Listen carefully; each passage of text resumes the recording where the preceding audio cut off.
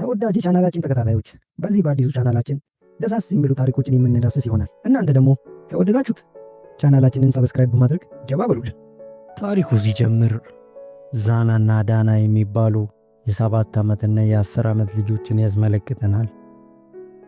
ሰፈራቸው ከነበረ ጨዋታም በኋላ በሚኖሩበት መንደር ባሉ ልጆች እጅግ ተወዳጅ የሆነው የሱፐርማን ፊልም የሚታይበት ሰዓት ደርሶ ስለነበረ ያን ለማየት ሁሉም ወደ ስፍራው ይሮጣሉ። ፊልሙን ለማየት 1 ዲናር ክፍያ ያስጠይቅ ስለነበረ ዛናና ዳና ገንዘብ ስላልነበራቸው እንዴትም ብሎ ጣሪያ ላይ ወጥቶ ማየት ይጀምራሉ።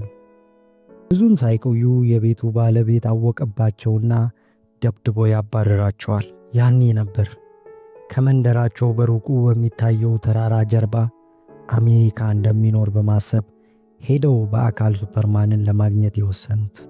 ከዛም በኋላ ለጉዞ እንዲረዳቸው ገንዘብ መስራት እንዳለባቸው በመነጋገር አባባ ካሊድ ጋር በመሄድ የሊስትሮ ዕቃቸውን ወስደው ጫማ በመጥረግ ገንዘብ መሰብሰብ ይጀምራሉ። ጫማ እየጠረጉ ሳሉ አንዲት ሄሊያ የምትባል የሀብታም ልጅ ከአባቷ ጋር ወደዛ ትመጣለች።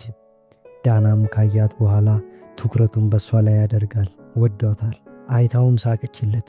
ዛና ግን ትኩረቱን ገንዘብ መሰብሰቡ ላይ ብቻ እንዲያደርግ ቢነግረውም ሊሰማው ስላልቻለ ሰዎችን የጠራ በማስመሰል አባቷ አጠገብ በመጮህ እንዲሄዱ ያደርጋል። ከዛም በኋላ አሜሪካ ለመሄድ ፓስፖርት እንደሚያስፈልጋቸው በማውራት ፓስፖርት ወደሚሰጡ ሰዎች ሄደው ዋጋ ሲጠይቁ ለሁለቱም ወደ 14000 ዲናር እንደሚያስፈልግ ይነግሯቸዋል።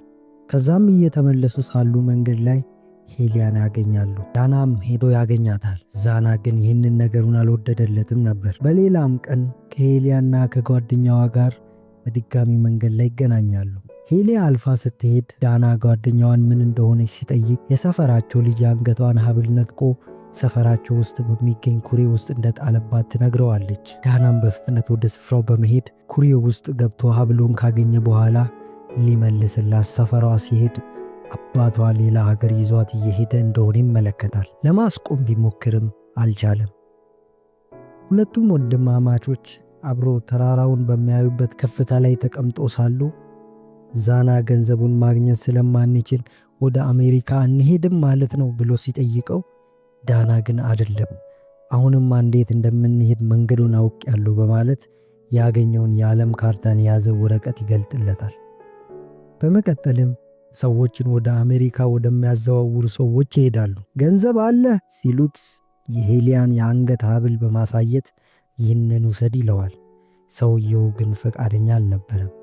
በአጠገቡም የዳናንና የዛናን አባትና እናት ያውቅ የነበረ ኦስማል የተባለ ሰው ነገሩን ሲመለከትና ሲሰማ ስለነበረ አባቴ ለኔ ባለውለታዬ ነው እኔ ወስዳቸዋለሁ ብሎ ሲል አዘዋዋሪው ግን አልስማማም ብሎ ይከለክለዋል። ከውጪ የነበረው ዛና ብይ ለመጫወት ከሆነ ልጅ ጋር ተያይዞ ይሄዳል። ጨዋታውንም ካሸነፈ በኋላ ብዩን ስጠኝ ብሎ ሲጠይቀው እምቢ ይለውና አጠገባቸው ታስሮ የነበረውን አህያ በማሳየት በብዩ ፈንታ አህያውን ውሰድ ይለዋል። አህያውንም ተቀብሎ ሲሄድ ሳለ ባለቤቱ ደርሶ ገርፎ ይወስድበታል። ባለቤቱም አህያውን ሊሸጠው ለጥፎበት ስለነበረ ያላቸውን ገንዘብ በመስጠት አህያውን ተቀብለው ጉዟቸውን በእግር ለማድረግ ወስነው የተወሰነ ስንቅም በመያዝ ጉዟቸውን ወደ አሜሪካ ይጀምራሉ። በመንገዳቸውም ላይ ብዙ እያወጉና እየተጫወቱ ሲሄዱ ሳሉ አንድ የኮካ መጠጦችን የጫነ መኪና ያገኛሉ። በዚህም ጊዜ ዳና ፈጠን ብሎ ኮካውን ይዞላቸው ለመምጣት ወደ መኪና ይወጣል። ድንገትም ሳያስበው ቆሞ የነበረው መኪና በፍጥነት መንቀሳቀስ ይጀምርና ሁለቱም ወንድማማቾች ይለያያሉ። ዛናም ጉዞውን ለብቻው እየሄደ ሳለ ከአንድ ደግ አባት ጋር ይገናኛል። እስከ መዳረሻውም ድረስ ሸክሙን ዛና በአህያው ላይ አስጭኖለት እያወጉ ጉዟቸውን ይቀጥላሉ። ጥቂትም እንደተጓዙ ዛና ወንድሙ ኮካውን ይዞ ከሩቅ ሲመጣ ይመለከተዋል። እየሮጠ በመድረስም ያቅፈዋል። ደግሞም ተገናኝቶ አብረው እጅግም እየተደሰቱ ጉዟቸውን ይቀጥላሉ። ከነበሩበትም ሀገር የሚያስወጣን ድንበር ከደረሱ በኋላ ድንበር ጠባቂዎች ግን ማለፍ እንደማይችሉ ነግረው ተቆጥተው ያባርሯቸዋል። በአካባቢውም በቅርብ ወዳሉ ሰው አዘዋዋሪዎች ጋር በመሄድ ሀብሉንም በማሳየት የሚያልፉበት መንገድ ካለ እንደሆነ መፍትሄ ይጠይቃሉ።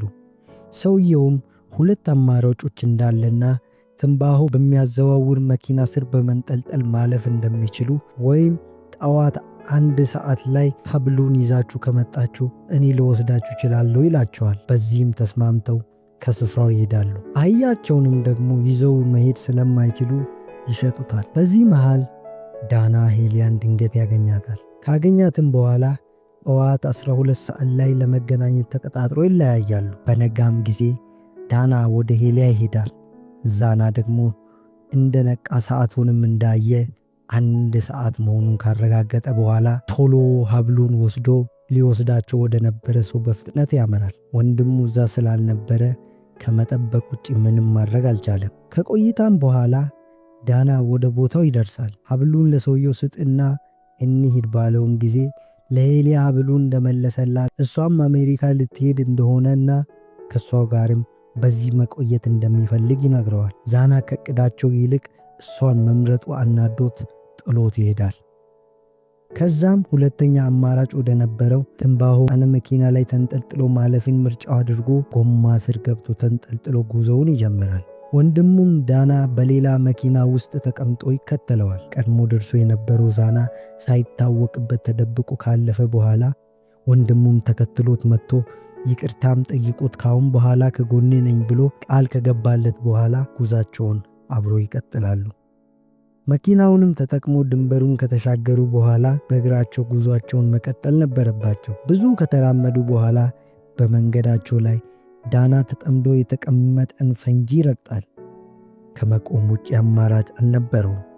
በዚህም ጊዜ ነበር የሁለቱ የወንድማማቾች ፍቅር ፈተና ውስጥ የገባው። ዳና ወንድሙን ጥሎት እንዲሄድና ይመኘው የነበረውን አሜሪካ መሄድ እንዲሁም ከሱፐርማን ጋር መገናኘት ለብቻው እንዲያደርገው ይነግረዋል። ወንጭፉንም በመጠቀም በጠጠር እየመታው ጥሎት እንዲሄድ ቢያስገድደውም ነገር ግን ከአሜሪካና ከሱፐርማን ይልቅ አንተ ትበልጥብኛለህ፣ ከአንተ ጋር መሆንን እመርጣለሁ በማለት ወደ አካባቢው ሰዎች ሮጦ በመሄድ እርዳታን ይጠይቃል።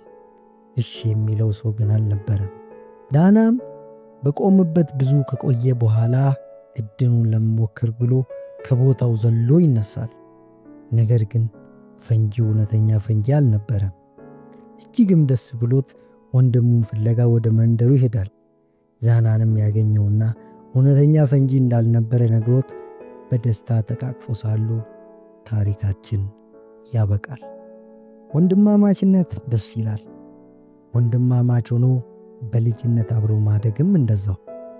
የትኛውም ነገር ቀላል እንደሆነ ማሰብ፣ ያንንም ነገር ለማድረግ መንገድ መፈለግ፣ እስከ ጥግ ድረስ መሄድ፣ ባደግን ጊዜ ደግሞ ትልቅና የማይረሳ ትዝታ ቤካስ